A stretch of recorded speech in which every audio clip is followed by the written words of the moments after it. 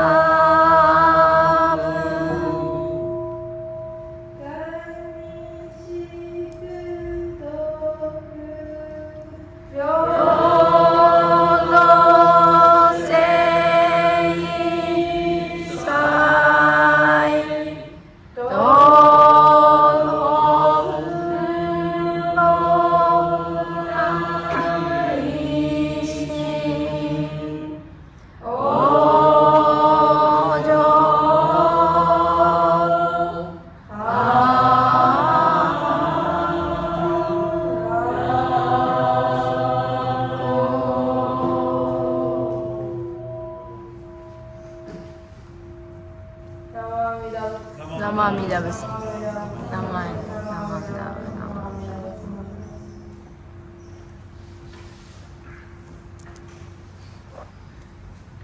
Please everyone rise.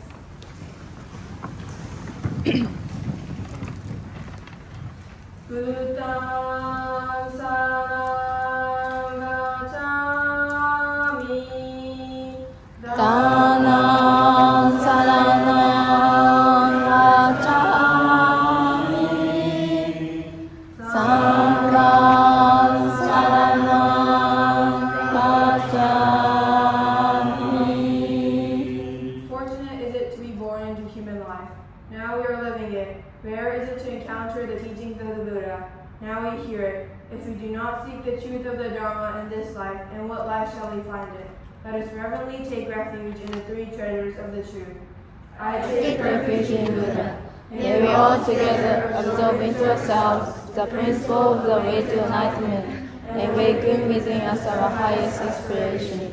I take refuge in Dharma. May we all together be submerged in the depths of Dharma and gain wisdom deep as the ocean.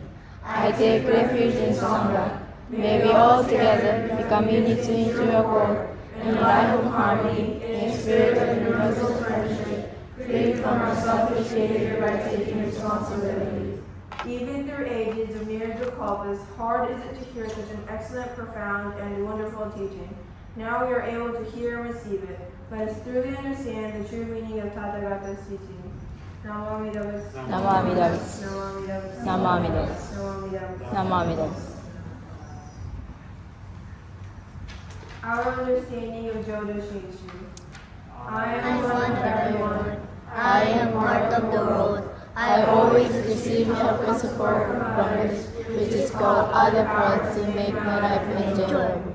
Although I cannot always be kind and gentle to others, others always help me to make my life enjoyable. How grateful I am that other people's help and support appear here and there to make my life enjoyable. When I feel the kindness of others, saying Namamida Butsu become my special deep gratitude. Namamida Butsu. Namamida Butsu. Namamida Butsu. Namamida Butsu. Namamida Butsu. Namamida. Please be seated.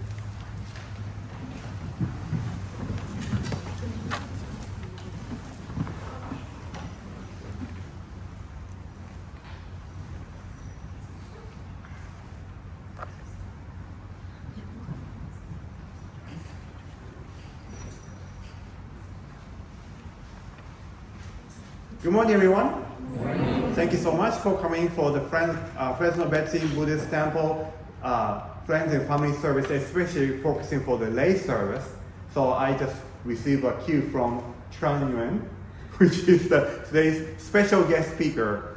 So she somehow started coming to the Buddhist temple here in the Fresno. Then now she's a part of our family. So I'm so fortunate to have her message today. So today I think that just video. You like to say something? I'll say something after. Oh, after, okay. So she's a little bit shy. So we have an interview. The interviewer was Paula. She had a question. Then Tran answered all the questions. Afterwards, she will give her personal message. So please watch carefully. Thank you. Good morning. Good morning. We are so excited to have you here with us, Tran Nguyen, our Fresno Betsuin Buddhist Temple family member, and to share why you come to temple. Thank you for the opportunity. And this morning, it's unbelievable because you just completed a 5K run for the Jingle Bell Run Yes. for Toys for Tots. And it looks like you slept in until 10 o'clock this morning. Oh, And thank you. so thank you for being here. And I think because you are one of our temple family members that attends Sunday service regularly, we'd like to know, actually, what brought you to the Fresno Buddhist Temple? So I started going here, I think it was in 2022. I felt like I needed to have some sort of spiritual guidance in my life. I was raised Buddhist, and I guess I just initially, it was like a Google search of Fresno Buddhist temples, and I found this church. And so you did the Google search and you found us. Yeah. And so you were raised Vietnamese Buddhist. Yes. And then we are Jodo Shinshu Buddhist. Yes. And so the similarities maybe between the two traditions? So, going to appreciate Amida Buddha is very similar. I think with the Vietnamese Buddhists, they're run by monks, and then they also have the Bodhisattva along with Amida Buddha. So I was more used to that situation, but I do think there's some similarities in terms of the incense and just the same appreciation. And all the traditions, Buddhism, Mm-hmm. Buddhism, Shakyamuni Buddha, his teachings, and Yes. so that is wonderful. That is wonderful. And so, to tell us a little bit about yourself. So I'm originally from San Diego. I moved to Fresno back in 2017 for work.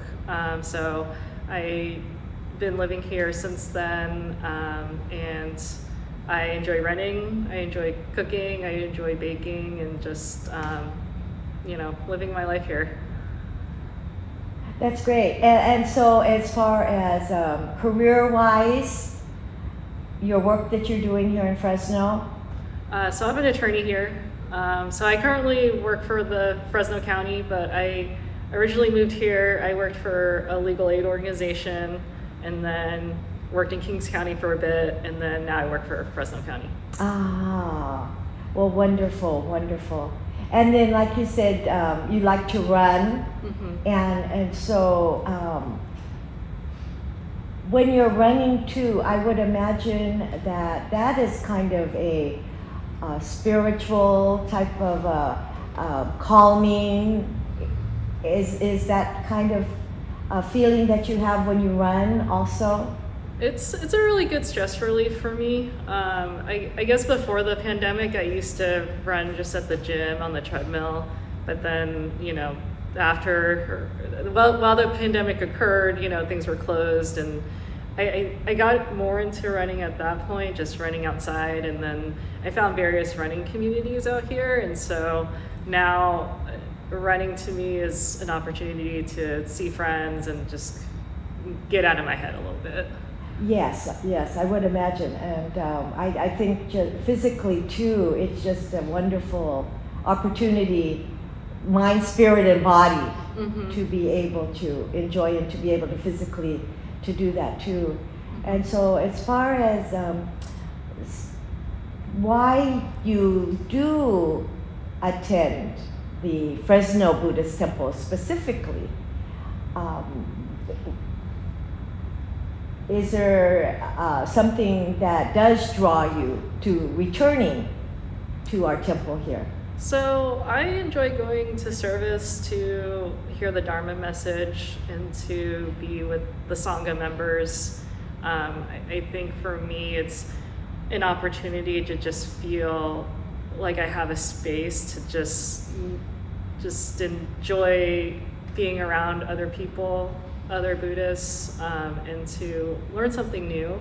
I think hearing different Dharma messages each week and hearing different perspectives helps me just, I guess, learn more. I mean, I think anyone can just read a book about Buddhism, but just getting to see the nuances about a certain teaching in a different perspective is good for me, because sometimes I get very in my head about things, and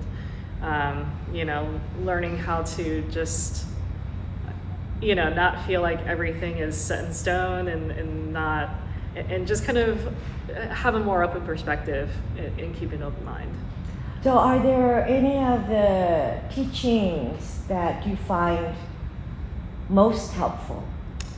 I would say Reverend Cos talks a lot about come as you are, and I think that really resonates with me. Of, you know, sometimes I don't say I like to, but I put a lot of pressure on myself, you know, in terms of my career, in terms of, you know, I think how I live my life sometimes, and I think hearing that and trying to practice that in my own life, of just knowing that, you know, I do the best I can, you know, with what I do and in my time, has been helpful for me to just learn how to relax more and not be so stressed about everything. Well, I think that, you know, we can all appreciate that, and we can all realize that, you know, with our own lives too, that it is the same for us, that with those teachings, and then come as you are, and to really accept yourself as you are, and I think especially in your career as an attorney, that during the day, if sometimes you hear the teachings in your mind, and to help that way and everything. Mm-hmm. And so as far as our Buddhist temple here, with our Sangha, that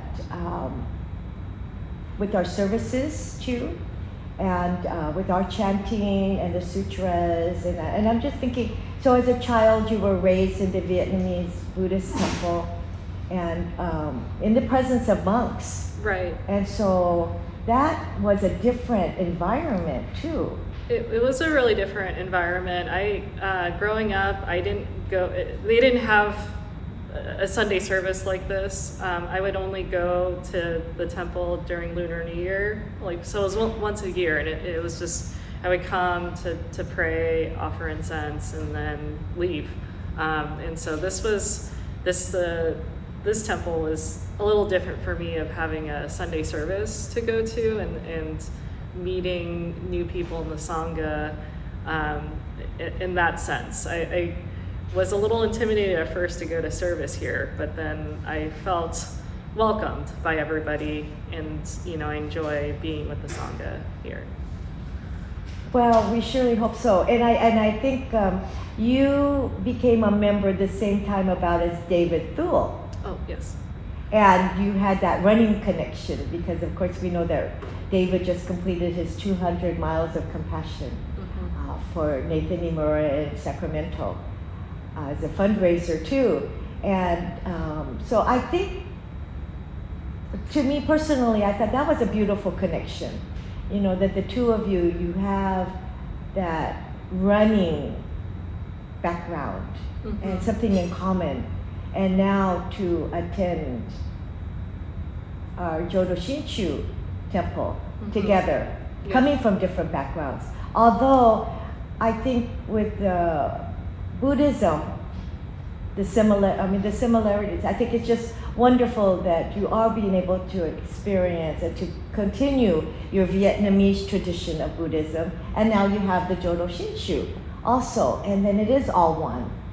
Yeah, I think that's really nice. I think I appreciate that I have the opportunity to practice both in my life, and feel like at the end of the day I'm still a Buddhist, and I think that makes me feel I guess whole in that sense of my Buddhism practice. Yes, and I think, well, and then if you didn't have a Sangha, or the people, especially in our weekly services and everything, I would think that would be an enjoyable part of being with people who share the Buddhist teachings together, you know, here, and to have that experience too. Yeah, it's nice to know and get to know people here outside of service, and be able to have lunch with them afterwards and laugh. And I feel like the people that I have lunch with, we're always just loud and laughing in the Dharma Center. And so it's just nice to just, you know, share that time with the Sangha members here, and that's one thing I didn't expect to happen when I started to go. I thought I'd just go to service and just stay and not really get to know people, but I'm really glad that I did. Well, we are so grateful, and I think whenever after service too, that food, fellowship, fun, it's alive and well in after service, and for you to be able to enjoy that as kind of an added part of attending service, thinking maybe to hear the Dharma, but then to have that too, because I know for us too, you're such a joy, and to be able to share, and I think as far as the Sangha, that is an important part. Again, Buddha, Dharma, Sangha, and Yes. that you have been such a wonderful member of our family. Thank you. And so, in this interview, it really was why you come to temple. Yes. And if there's anything else that you would like to add, we really appreciate what you have shared. I mean, I am grateful for everybody that I've met here. I'm grateful that I can learn more about the Dharma message, and I think it's helped me a lot in my life, probably more than I could say in this interview, but yeah. Well, we are grateful for you. Thank you. Thank you, Tran Nguyen, very much for being a member, a part of our Fresno Buddhist Temple family. Thank you so much.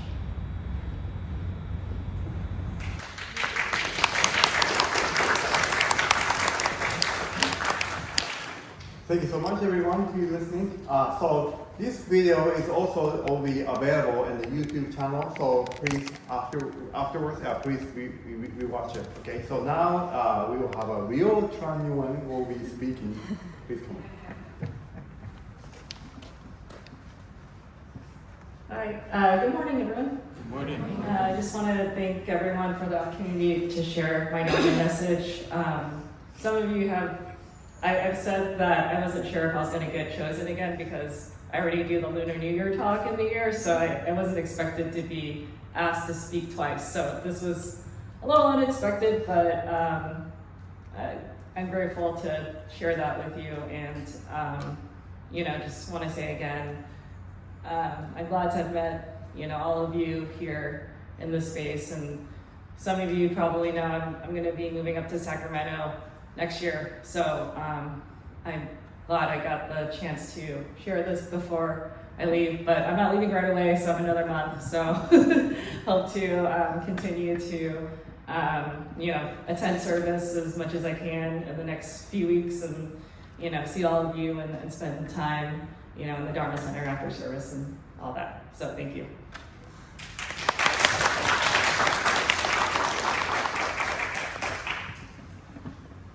Does anyone remember why we started this lay service?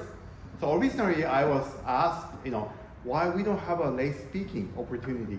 In back then, I think probably 1980s, 90s, they had a lay speaker service in Central Cal. I think some of the longtime members suggested. So I said, oh, that's a good idea. But also, just not speaking whatever they want. Instead, we try to focus on one thing. That was why you come to the service. That was one of the original idea, why you come to service. Then we pick and choose the longtime members, just like a Gordy, that's how we kind of integrate. And also like one of the newest Betsy Temple member, like a Tran Nguyen. So that's how we kind of combine, the why the people come, because I come to it because that's my job, that's why I come to it. But sometimes I wonder why people just spend time and energy to come up to the Sunday service. I try my best to solicit everyone. Yeah, please come. It's a fun place to come in Sunday service. But also I like to know the direct comment and feedback. That's why everyone, especially shy people like Tran, please, say your comments and feelings. To me, that's a plus. because I may not have a chance to learn about those kind of things. That's why, especially I like to hear those kind of things. That's why this topic, why you come to the service, that's so important. That's why here, last person to speak out those kind of topic, I like to continue this one same topic. Then maybe second series, maybe we go to why Amida Buddha. Then we will asking for the maybe same people and same different people in talking about those kind of things. So that's why I hope this lay service will continue on with together, and especially we are already have a trained youth MAs. Then today we have one addition today, right? You see in the front we see Makayla Kubo. So she is one of the original youth MA. I started back in 2020. So kind of a pandemic time, we started like a part of the Girl Scout Padma Award program for the cadet. Then we wanted to make something meaningful, not just only get the medal or pin. So they said, oh, why don't we just combine as a youth MA program? Not just get the 2-year program and just have a Girl Scout and say, hey, well, I got the additional medal for the Padma. Instead, I said, why we can make some kind of meaningful for them? And then also this is going to be like a credit for the service, right? So for the high school students, they are accumulating service hour. That's why they can combine those kind of things. That was that's kind of a youth MA program is a win-win for the students to to try to train their public speaking engagement and opportunity, and also they can earn the also service hour for their college application. Then today, the Makayla Kubo is now in the college and studying biology major. So she is giving her expression and feelings how the Buddhism apply in her college life after she spent years of youth MA and learning about Buddhist teachings in youth MA program in 2 years. Please come out. Thank you.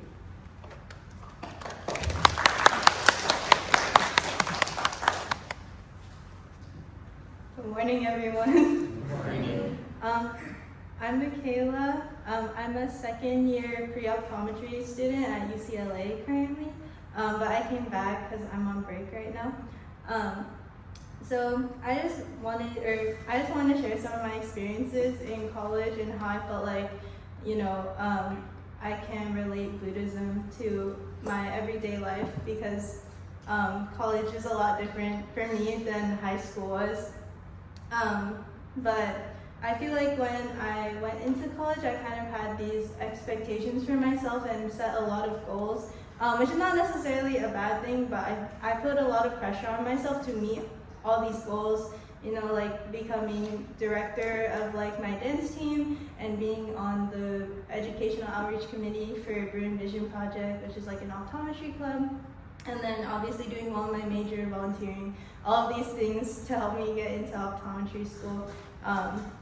But once you create those expectations for yourself, you can start to fall short especially if you can't gauge exactly where, how hard things are gonna be, or,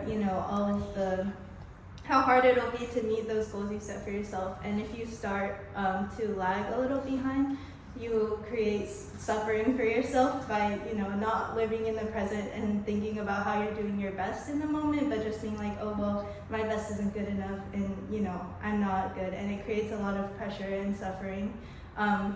So whenever that happens and I get really stressed out and angry, upset, I think back to my time here and how I was always taught to live in the present and try to just do my best every day. And that's helped me a lot throughout my time at college, because it's been like a lot of work to get to this point, so I should be proud of myself that I got there and just continue to work hard every day and I know that I have to step back, and I'm always stressed and like, oh, well, I have so much to do. I have to go to this meeting, and I have class all day, and always stressed about it. But when I have to step back and have like I meditate or have like reflection time to myself, I think about gratitude and how I should think about how grateful I am to even be able to have all of these opportunities,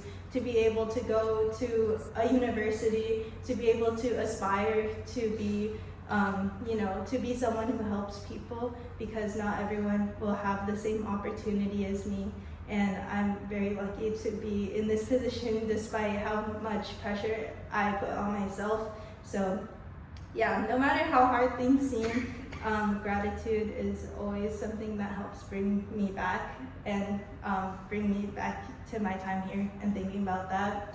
And even beyond like academics and everything, even working with so many different people in these clubs, I have to think more consciously about other Buddhist teachings like the Eightfold Path, right speech, right conduct, and mindfulness, thinking about how I approach other people and how my words and my actions can affect them even in like a professional setting or like a club setting or even just friends. Like I've become a lot more conscious about how I treat other people and how much words can matter, and to always put thought behind what I'm saying and everything, and showing compassion for others, even if I feel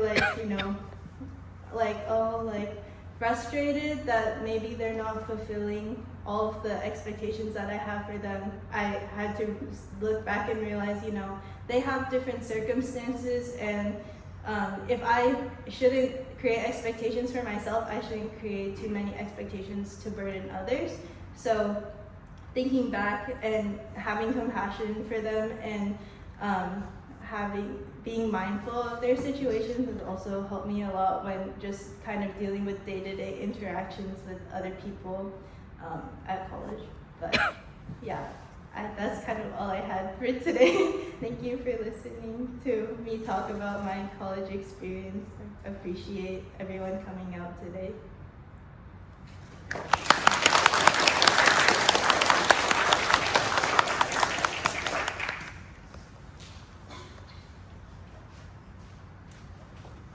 Thank you so much, Makayla. So today we have great speaker, Tran Nguyen and Makayla Kubo.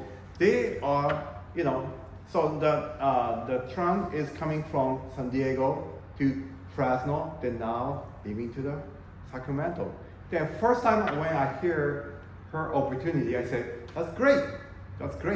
Because the motivation for life is always seeking for the opportunity.